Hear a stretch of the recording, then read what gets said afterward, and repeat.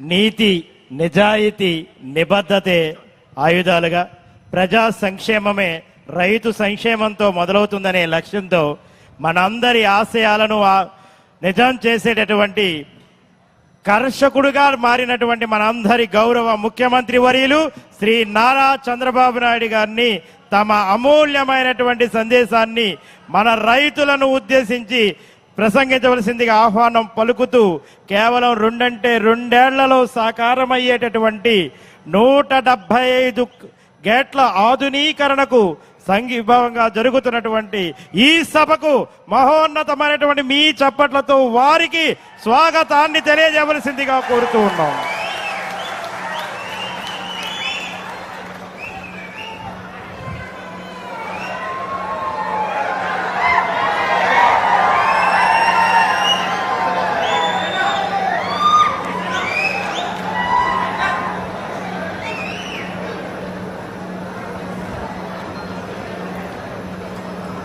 ఈరోజు రైతులే కాకుండా మా ఆడబిడ్డలు కూడా పచ్చ కండువా ఊపుతూ రైతాంగానికి మాకు స్వాగతం పలకడమే కాకుండా రైతుల తరపున పోరాడే మా ఆడబిడ్డల్ని మనస్ఫూర్తిగా అభినందిస్తున్నా. ఈ మీటింగ్ వారికి స్వాగతం పలుకుతున్నా. ఎప్పుడూ నేను అనుకునేవాడిని మీటింగ్ అంటే మగవాళ్లే వచ్చేవాళ్ళు. ఇప్పుడు ఒక పక్క ఆడబిడ్డ పైన కూర్చునింది, ప్రకృతి సేద్యం చేస్తూ నేను కూడా మగవాళ్లతో సమానంగా వ్యవసాయం చేయగలుగుతానని, ప్రజల ఆరోగ్యాన్ని కాపాడుతానని చెప్పే పరిస్థితికి వచ్చారు.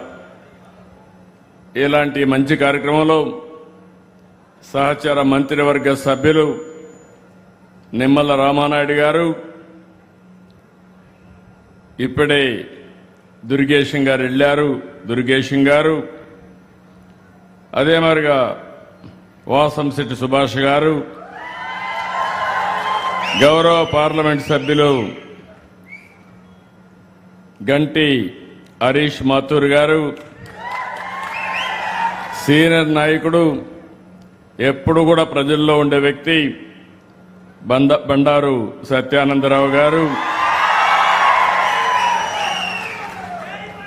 అదే మరి ఇంకో పక్కన ఈ జిల్లాలో ఎప్పటి నుంచి కూడా పార్టీ పెట్టినప్పటి నుంచి పార్టీకి సేవ చేస్తూ ఎనలేని సేవలు అందించిన గోరంట్ల బుచ్చయ్య చౌదరి గారు,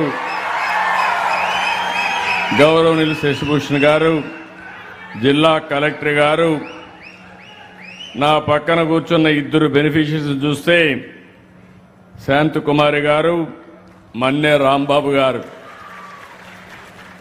వారిద్దరిని ఒక 5 నిమిషాలు మాట్లాడితే నేను ప్రారంభించిన ప్రకృతి సేద్యంలో నాకు ఉపన్యాసాలు, నాకు పాఠాలు చెప్పే పరిస్థితికి వచ్చారంటే నేను గర్వపడుతున్నా. గట్టిగా వారిని అభినందిస్తున్నా. మీరు కూడా ఆశీర్వదించమని మిమ్మల్ని అందరినీ కోరుతున్నా.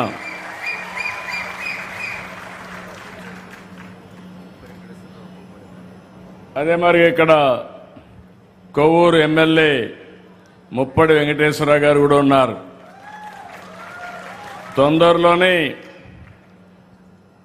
రాజమహేంద్రవరం పోలవరాన్ని కలుపుతూ అఖండ గోదావరి ప్రాజెక్టుకు నిజ స్వరూపం తీసుకొస్తాం.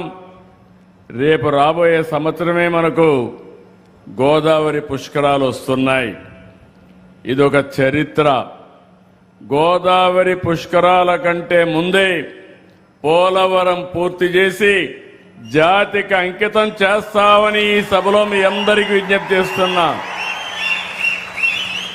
నేను అందుకనే 3 కార్యక్రమాలకి ఇక్కడికి వచ్చాను.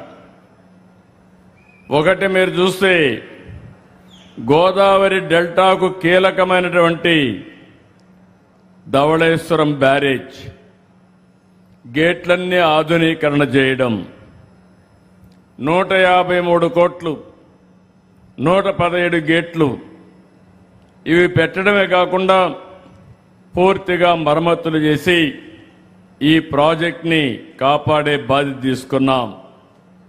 ఎప్పుడు ఎన్డీఏ ప్రభుత్వం వచ్చినా తెలుగుదేశం ప్రభుత్వం వచ్చినా